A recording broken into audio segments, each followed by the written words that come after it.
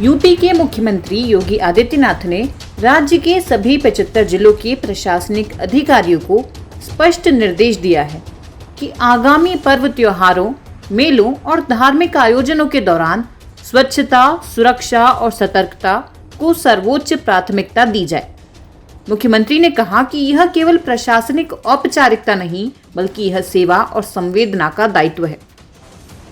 CM योगी ने कहा कि प्रदेश में लाखों श्रद्धालु कार्तिक पूर्णिमा, देव दीपावली, गुरु नानक जयंती, ददरी मेला और गढ़मुक्तेश्वर मेला जैसे आयोजनों में भाग लेने पहुंचते हैं।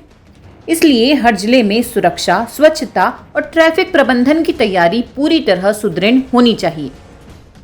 मुख्यमंत्री ने देर रात वीडियो कॉन्फ्रेंसिंग के जरिए कानून व्यवस्था, IGRM, सीएम हेल्पलाइन, धान खरीद और स्वास्थ्य सेवाओं की समीक्षा बैठक की।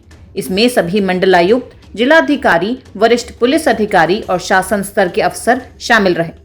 उन्होंने कहा कि भीड़ भाड़ वाले स्थलों, घाटों और मेलों पर शांति, अनुशासन और सुरक्षा की स्थिति बनी रहे। इसके लिए पुलिस और प्रशासन दोनों को सक्रिय रहना होगा।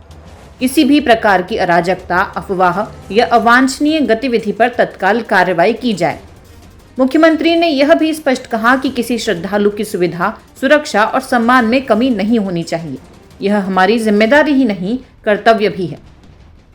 योगी ने अधिकारियों से कहा कि घाटों पर पर्याप्त प्रकाश, फ्लोटिंग बैरियर, CCTV कैमरे, मेडिकल कैंप, मोबाइल टॉयलेट, खोया पाया केंद्र और चेंजिंग रूम जैसी सुविधाएं पहले से ही सुनिश्चित की जाएं।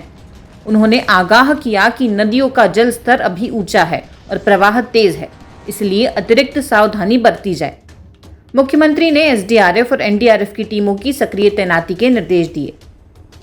मुख्यमंत्री ने कहा कि किसी भी नौका पर बिना लाइफ जैकेट के सवारी या बोटिंग न की जाए। विशेष रूप से काशी की देव दीपावली, अयोध्या, प्रयागराज, बलिया, गढ़मुक्तेश्वर, हापुड़, मुजफ्फरनगर, अमरोहा और बदायूं जैसे जिलों में लाखों श्रद्धालुओं की संभावित उपस्थिति को देखते हुए प्रशासन को पूरी तत्परता से तैयार रहना होगा। मुख्यमंत्री ने संवेदनशील ड्यूटी पॉइंट्स पर ड्यूटी के दौरान रील या वीडियो बनाने वाले पुलिसकर्मियों की तैनाती पर रोक लगाने के निर्देश दिए हैं। उन्होंने कहा कि जनसेवा के कार्य में अनुशासन और मर्यादा सर्वोपरि होनी चाहिए। ड्यूटी के दौरान दिखावा या प्रचार नहीं, बल्कि सेवा भावना झलकनी चाहिए।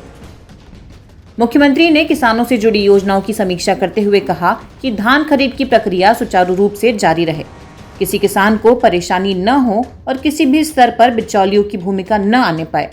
जिलाधिकारियों को यह भी निर्देश दिया गया कि खाद, बीज और कृषि उपकरणों की पर्याप्त उपलब्धता हर जिले में सुनिश्चित की जाए। हाल की बारिश से प्रभावित फसलों के मुआवजे को लेकर मुख्यमंत्री ने कहा कि तत्काल सर्वे कराया जाए और बिना विलंब किसानों को क्षतिपूर्ति दी जाए। उन्होंने कहा कि किसानों को मुआवजा पाने के लिए चक्कर न लगाने पड़े, यह प्रशासन की जिम्मेदारी है। मुख्यमंत्री योगी ने अवैध खनन पर कड़ा रुख अपनाते हुए कहा कि प्रदेश के किसी भी हिस्से में खनन माफियाओं को बख्शा नहीं जाएगा। उन्होंने निर्देश दिया कि विशेष निगरानी टीमें गठित की जाएं और औचक निरीक्षण कर अनियमितताओं पर कार्रवाई की जाए। उन्होंने यह भी चेताया कि अगर किसी भी अधिकारी की लापरवाही पाई गई तो सीधे जिम्मेदार अफसर पर कार्रवाई होगी। बैठक के दौरान मुख्यमंत्री ने निराश्रित गौ आश्रय स्थलों की समीक्षा करते हुए कहा कि जिलाधिकारी स्वयं इन स्थलों का निरीक्षण करें और यह सुनिश्चित करें कि सभी गौवंशों को उचित चारा, पानी और चिकित्सा सुविधा मिले।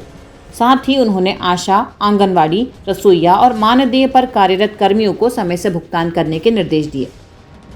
मुख्यमंत्री ने बैठक में चल रहे अभियान विकसित उत्तर प्रदेश @2047 की समीक्षा भी की। उन्होंने बताया कि अब तक प्रदेश भर से 72 लाख से अधिक सुझाव प्राप्त हुए हैं।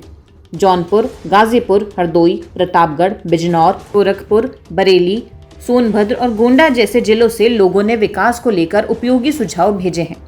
योगी ने कहा कि इस अभियान को जनभागीदारी का रूप दिया जाए ताकि जनता के विचारों से ही प्रदेश के विकास का रोड मैप तय हो सके। उन्होंने कहा, उत्तर प्रदेश के भविष्य का खाका जनता के सुझावों और अनुभवों से ही बनेगा। यही लोकतंत्र की असली ताकत है। बैठक के अंत में मुख्यमंत्री ने एक बार फिर कहा कि प्रदेश की पहचान सुरक्षित, स्वच्छ और संवेदनशील उत्तर प्रदेश के रूप में बनी रहे। इसके लिए हर स्तर पर समन्वय जरूरी है। उन्होंने कहा कि त्योहारों के अवसर पर प्रशासन की जिम्मेदारी सिर्फ व्यवस्था संभालने की नहीं, बल्कि जनता के बीच विश्वास और सुरक्षा का माहौल बनाने की भी है। मुख्यमंत्री ने अधिकारियों को निर्देश दिए कि प्रदेश में कानून व्यवस्था, स्वच्छता, ट्रैफिक प्रबंधन और सार्वजनिक सुविधाओं पर विशेष ध्यान दें। उन्होंने कहा, छोटी लापरवाही भी बड़े संकट का कारण बन सकती है, इसलिए हर अधिकारी को संवेदनशील दृष्टिकोण से काम करना होगा।